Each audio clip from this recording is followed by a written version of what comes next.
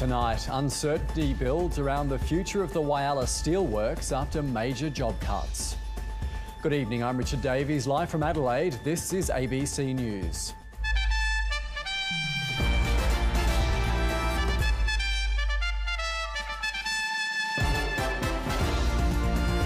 Also, new laws mean companies could cop massive fines for not protecting customers from scams.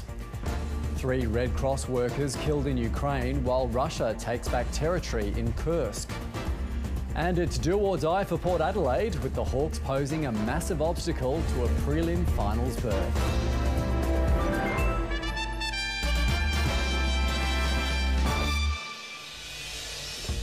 There's a feeling of uncertainty and frustration in Whyalla tonight as the town grapples with more job losses, this time associated with mines linked to Steelworks owner GFG Alliance. The state government says it's working frantically with the company to ensure the town continues to have a strong future. John O'Halloran sells cleaning products in Whyalla. He doesn't sell directly to the town's steelworks or mines, but says recent job losses are having a knock-on effect. Look, there's a high level of uncertainty, and rightly so. People depend on that steelworks directly and indirectly. On the streets, a similar sentiment. Yeah, I think everyone's really stressed and nervous about what's going to happen. Concerns have been growing in the community over recent months. Yesterday, it was announced that 116 jobs will go next month at iron ore mines linked to the steelworks owner GFG Alliance.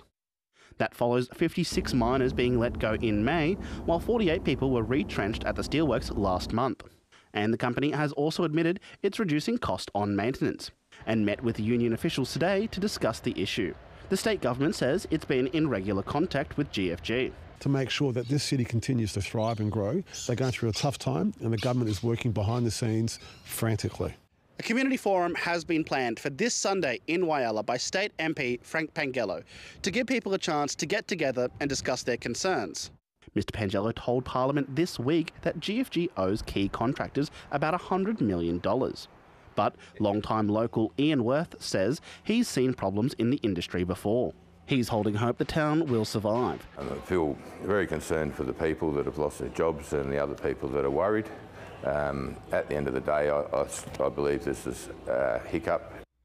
Whether it is just another hiccup remains to be seen. Arj Gannison, ABC News.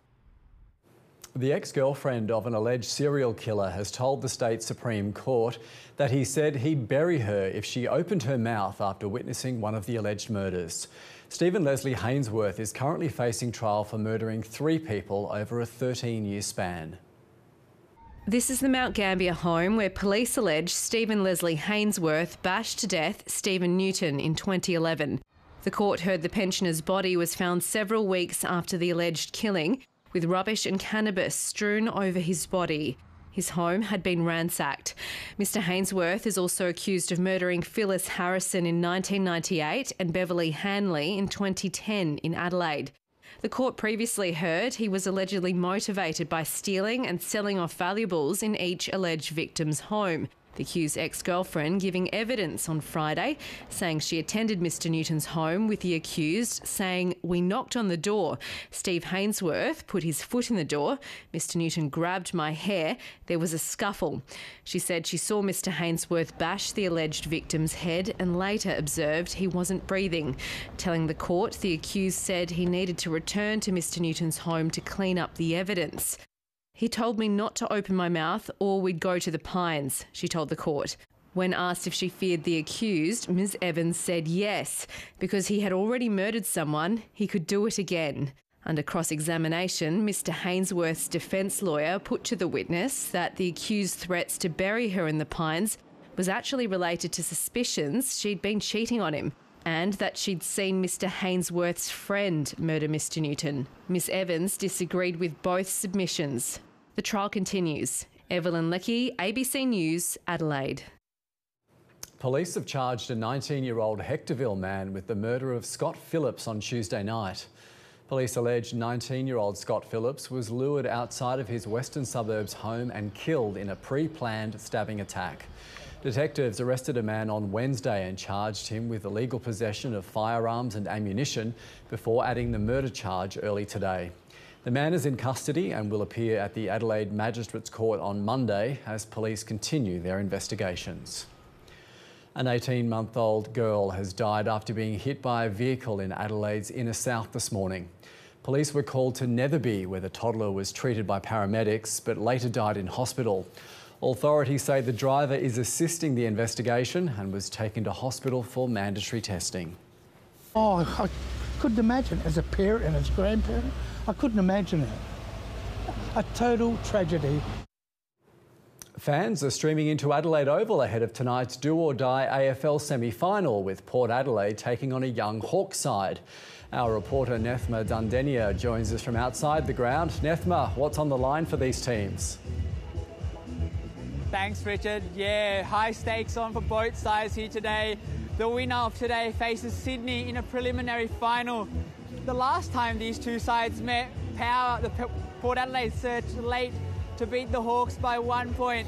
So the Hawks will be wanting to get revenge, but the Power, there's more on offer for them. They want to avoid a straight sets exit, and Ken Hinckley's coaching career could be on the line if the Power lose tonight. In team news, Charles Dixon is a late out Will Lawrence to replace him in just his second game of AFL football. Todd Marshall and Josh Shin also come into the side to replace Ryan Burton, who's injured, and Jed McEntee, who has been omitted. For the Hawks, Jai Sarong comes in to replace the Sam Frost, who's out for the whole season with a foot injury. Fans have gathered here. It's going to be a sellout crowd here at Adelaide Oval. Just a moments before, Power fans marched across the river to Adelaide Oval. And Richard, the atmosphere is building here. It's going to be a cracking game, and the sound here is already quite remarkable. Enjoy the game. Nethma Dundenia there at Adelaide Oval. It's been described as a once-in-a-generation reform for aged care, allowing more Australians access to support at home. But the proposed scheme comes at a cost, with some recipients having to contribute thousands of dollars more each year. Sue Watts lives alone in the suburbs of Hobart, but twice a week the 70-year-old gets a helping hand from a support worker. For services such as domestic cleaning and help to get to medical appointments. Home care packages allow people like Sue to maintain independence at home rather than rely on residential care. If I didn't have them, I'd feel really lost and alone. I don't have a lot of family to support me. But the home care system is under severe strain, with a growing wait list of more than 60,000 people. I know of a case at the moment of a 95-year-old woman who is being told she's going to have to wait a year just to be assessed. At 95, she doesn't have a year to wait. The federal government has now unveiled a multi-billion-dollar reform package to expand access to an extra 300,000 people over the next decade. Home care packages involve 3 types of service categories: clinical care such as nursing and physiotherapy, support for independence like respite and transport, and everyday living including cleaning, meals delivery and gardening. Under the proposed Support at Home scheme, recipients wouldn't have to contribute any funds for clinical care, but the other categories would be means tested, meaning a part pensioner would pay between 5% and 50% of independent services, while a self-funded retiree would cover 80% of everyday living services. A no worse off principle would apply for those already receiving support, but some new recipients would have to contribute thousands of dollars each year. And the reality is we do have people who are utilising aged care that do have significant super balances, who do have assets. There's not enough information. I don't know, I'm really scared. I don't know how much more I'm going to have to find. The government wants the reforms in place by mid-next year. Jono Gibson, ABC News. Tech companies, banks and telcos could face massive fines if they fail to protect their customers from scams. They'll also be up for compensation to victims under new laws proposed by the Albanese government. Just weeks before buying his first property, Ilya Fomin lost $280,000 to a scam. It was such a huge shock, you do not feel much. Criminals stole his money after they emailed him impersonating his lawyer. He believes the two banks used to shift the funds could have done more. They didn't check neither the address nor the name, and they just let the money go. His bank maintains it did nothing wrong. I believe that if our people had seen those red flags, they absolutely would not have processed the payment. Banks will have to ensure that they are confirming the identity of a payee when a transfer is being made. With Australians losing billions every year, the government is demanding action from banks, telcos and tech companies. We'll ensure that Australia is leading the world in the fight against scams. New obligations will cover how to prevent, detect, report, disrupt and respond. If companies fail, they could be forced to pay compensation and fined up to $50 million. The banks pushed hard to have other sectors on the hook. Telcos will have to combat dodgy texts and calls, and digital platforms verify advertisers. Both will also be liable. It's more likely to prevent scams from ever starting, and it's a much fairer way of attributing liability. Consumer groups have reacted positively, but are pushing to ensure most victims are repaid. A model that incentivises businesses to fortify their systems and protect their customers. Key details, including exactly what this means for future scam victims, is still being worked out. But despite that, the government wants to pass the laws this year. Michael Atkin, ABC News. The Defence Minister is being accused of throwing lower-ranked army officers under the bus with his decision to strip medals over alleged war crimes in Afghanistan. Richard Marles is standing by the move, today hitting out at anti-war protesters, again trying to disrupt an international weapons expo in Melbourne. Here's Defence correspondent Andrew Green. An anti-war protester cements her arm to a car and blocks the entrance to Melbourne's Kingsway Bridge. Will be abolished. Police eventually chisel her free. One of several activists still trying to disrupt a weapons fair where the Defence Minister was today the VIP guest. Difficult decisions require leadership. That's what I've done as the Minister for Defence. Attending the International Land Forces Expo, they're all high explosive as well. Richard Marles defends his decision this week to strip several army officers of medals for alleged Afghanistan war crimes that occurred under their command. Well, why is it okay to throw sort of lower ranked diggers under the bus, but those who are higher up the chain avoid any scrutiny? The former Defence Minister turned opposition leader also attacking the timing of the long-awaited announcement so soon after the Veteran Suicide Royal Commission. I think Richard Marles really has done a great disservice here to the Australian Defence Force. Whenever we were doing it, it was going to be a difficult moment. With the three-day weapons convention now finished, the government has taken aim at those who've used violence in the protests outside, describing their actions as utterly unacceptable. Today, anti-war activists were joined by a Green senator. I'd say to Richard Marles, have the courage and come out and speak to the people who vote for you, not the multinationals who you want a job from when you leave politics. This year, we have watched the Greens throw their lot in with thuggery time and time again. And he insists those in the weapons trade are actually keeping every Australian safe. Andrew Green, ABC News, Melbourne. An inquiry into the unlawful robo-debt scheme has found that a dozen public servants breached their code of conduct 97 times.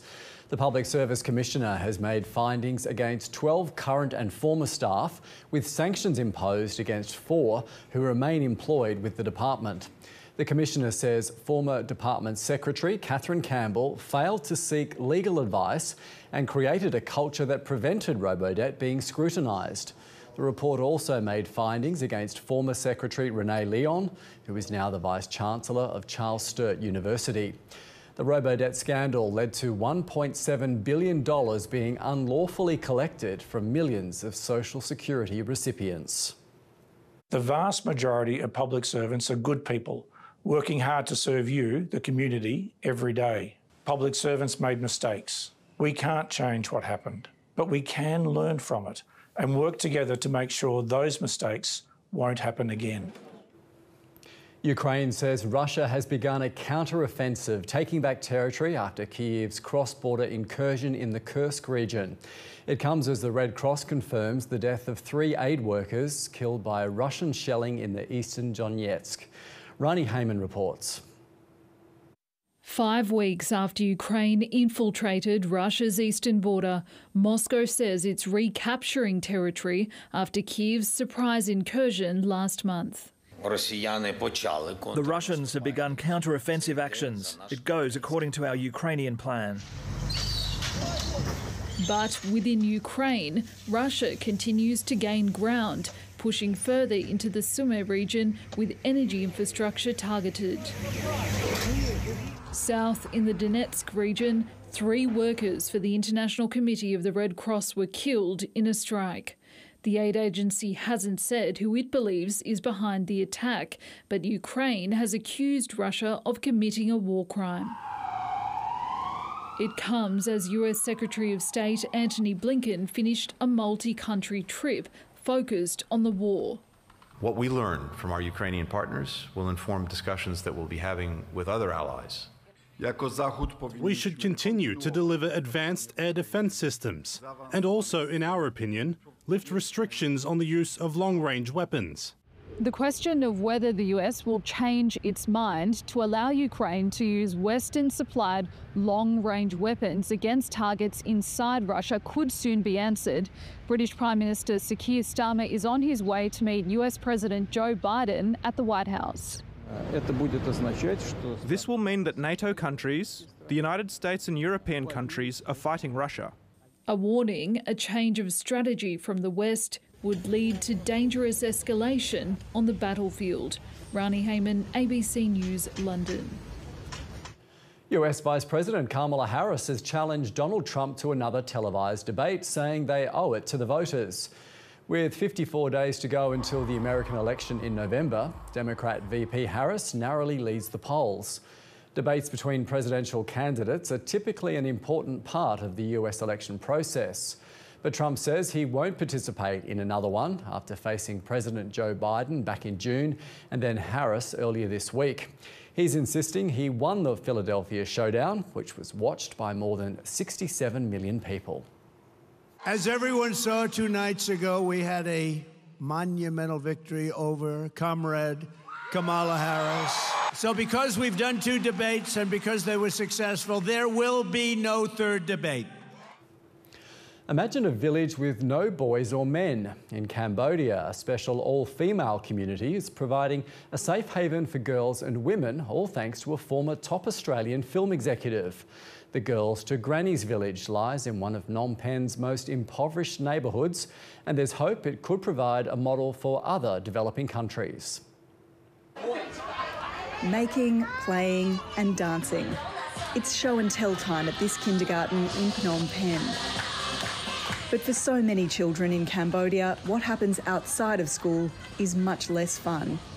It's really bad because there's a lot of gangsters, a lot of people that selling drugs, and it's really scary. It's particularly risky for young girls, so they've now got their own village complete with 50 homes, a library, and not a boy or man in sight. When I live outside this village, my sister got harassed by other people, so we moved here. It is the safe place for us to live. The Girls to Granny's community is home to girls, women and survivors of the Khmer Rouge, like Granny Rin. We are so grateful and very excited, and I feel my miserable life came to an end when I moved here. These houses cost about $3.5 grand to build, and they can house about 4 or 5 women or girls. And given just how crucial safe and secure housing is to ending the cycle of poverty, that's pretty good value. Nearby, residents have access to schools, free meals and healthcare, all thanks to a charity founded by former Hollywood executive Scott Neeson. The Girls to Granny's village is his latest venture, and it's already getting results, with the vast majority of girls going all the way to university. When they see their own potential, there's no stopping them. There's hope the village could provide a model for other countries, as the young women who live here inspire the next generation of Cambodian girls. Lauren Day, ABC News, Phnom Penh. Forget about space tourism. Now there's an even bigger thrill for the ultra-wealthy: spacewalking. History has been made with the first civilians to step into space. The mission was funded by a billionaire who launched himself and his 3-person crew into orbit aboard a privately funded rocket. Orbiting 700 kilometres above Earth, the Polaris Dawn crew of 4 prepare the right conditions for the risky operation. All the extensive training that they've gone through to get to this point, this has been years in the making. For the first time, a space crew was going out of a craft without the safety of an airlock. Mission leader Jared Isaacman opted to open the hatch manually. SpaceX copies, hatch open. The helmet cam vision of tech billionaire Jared Isaacman, who funded the mission, shows a perfect view of our blue planet. Back at home, we all have a lot of work to do, but from here, Earth sure looks like a perfect world. The other astronaut out of the Dragon capsule hatch was SpaceX engineer Sarah Gillis. Their spacewalk was the highest ever executed, hundreds of kilometres above even the International Space Station. They have gone further from Earth than anyone since the Apollo missions. They're about 1,400 kilometres away at peak. The space station's only about 550 kilometres. The mission has been 2 years in the making and is breaking new ground.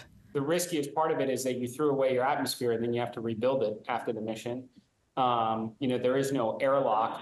The Polaris Dawn spacewalk is testing new technology as well as marking a milestone for private space exploration. SpaceX has these huge ambitions of getting to Mars and making life multiplanetary. And in order to get there, we need to start somewhere. Pushing the boundaries and preparing for a safe re-entry in 2 days' time. Jenny Lavelle, ABC News. To finance, and gold miners have propped up the share market while interest rate cuts overseas are driving the precious metal to new heights. Here's David Chow. The price of gold is now at its highest level ever, which is bad news if you're thinking of proposing anytime soon. But great if you happen to own lots of gold that's locked up somewhere. It's partly because of safe haven demand and the fact interest rates are coming down, which is a sign that the global economy is struggling. Last night, the European Central Bank cut its deposit rate for the second time in 3 months. It's also because Europe is a lot closer than we are when it comes to bringing inflation down closer to 2%. And the US Federal Reserve will be next in line. The Fed will most likely cut rates by 25 basis points next week. But no such luck for Australia's Reserve Bank, as our first rate cut isn't fully priced in until February. At this stage, markets are betting the RBA will cut rates 4 or 5 times by the end of next year, while the US is looking at 10 rate cuts. So with that in mind, gold miners were today's best performers, while lithium and banking stocks tumbled. All up, the All Ords rose by 0.4% today and is close to a record high, while the share market is up 1.3% for the week. Now overseas, Wall Street and European markets did well, while Japan and China went backwards.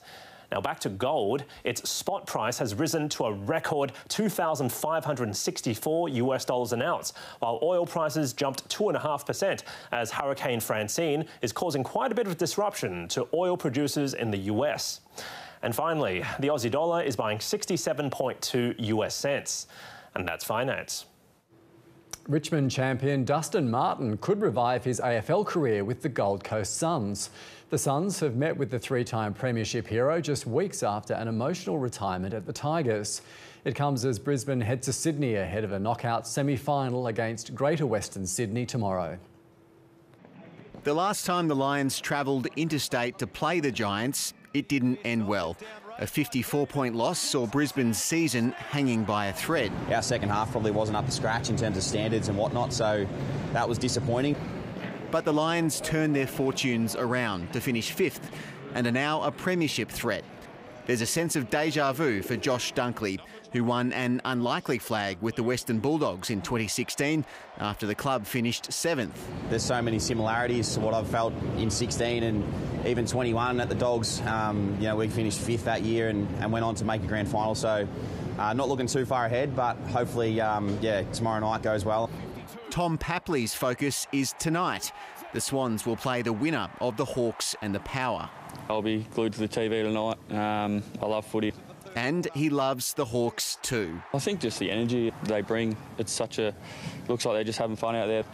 He praised the Hawks' small forward brigade, with Nick Watson and Jack Ginnivan leading the celebrations. He's good for the game, he's a character. It's just Ginny. And it might not be the end for one of the game's greatest. The Suns have met with Dustin Martin to work out whether the Brownlow medalist is a good fit. Martin retired as a Tiger at the end of the home and away season, but has long been linked to the Suns, led by Martin's former coach, Damien Hardwick. Tom Maddox, ABC News. The Western Bulldogs have slumped to their third straight loss to start the AFLW season, and an injury to star Ellie Blackburn has made matters even worse for the side. Blackburn rolled her left ankle in the dying stages of the loss to the West Coast Eagles and had to be helped off the field. The club is still waiting on results from scans to determine the extent of the injury. Eagles young gun Ella Roberts was impressive throughout the game, picking up 23 disposals and a goal in the 11-point win at Whitten Oval. The victory sees the Eagles sitting in fourth place on the ladder, with their next match up against a winless Collingwood on Tuesday. Adelaide United is through to the semi-finals of the pre-season Australia Cup for the first time in 5 years, but may be facing squad issues for the next game. The Reds were up and about early when Austin Ayubi scored a cracking goal from outside the box to continue his hot cup run. However, the Western Sydney Wanderers equalised midway through the second half through Nicholas Milanovic to send the match to extra time. Buoyed by a big home crowd, Adelaide found the winner when a Zach Clough through ball set up Ryan Kitto. The Reds will be hoping they can get several players back from injury from the semi-final to cover others playing for Australia. We've still got 6-7 weeks to go before the A-League season starts. We've got not as big a squad this year, a smaller squad, and now we're going to lose 4 more players away with the national team, so that's going to really stretch our squad for the next game. Well, let's take a look at what the weather has in store for us over the weekend. But first, tonight's photo of the Port Lincoln Marina on the Eyre Peninsula, sent to us by Sudha Shunmugaraja. After a very chilly overnight low of 4.3 degrees, the sun today warmed conditions to reach 16.5 at 2 o'clock this afternoon. It was cold at first across the state and frosty about parts of the south, but that all cleared to sunny conditions throughout. It reached 18 degrees in Minlaton. Cloud over the interior of the country in a weak trough caused patchy light rain there today. The cloud over the south is associated with high pressure. That's directing cold and gusty southerly winds and bringing showers to the southeast of our state, Tasmania, southern Victoria, eastern New South Wales and along the Queensland coast. The high will keep elsewhere dry and settled while drawing heat across the north and northwest. So another hot one for Darwin tomorrow with 35 degrees, mild in the Alice with 25, showers and 18 for the national capital. Back home, cold at first with frost and fog patches about parts of the agricultural area, then fine conditions across the north, 27 for Oodnadatta, 21 for Port Pirie. Isolated light showers about the southern agricultural area, mainly about the coasts and ranges, 16 degrees for Lameroo, 14 for Naracoorte. There's a strong wind warning tomorrow for most of our coastal waters, and the cold overnight temperatures and southerly winds have prompted a warning to sheep graziers in the Mount Lofty ranges. A possible light shower for Adelaide tomorrow, then a fine day, 17 degrees for the city, down to 7 overnight. On the waters, southeasterly winds increasing to 20 knots, with seas reaching 1 metre. Now the sun will rise at 6:15 and set around 6:10. And it's looking good until Tuesday with tops in the high teens, then 21 on Wednesday before showers arrive. And they'll continue until this time next week with 18 degrees. And that is the news this Friday. Thanks very much for your company. From all the SA News team, enjoy the rest of your evening and we'll see you tomorrow. Good night.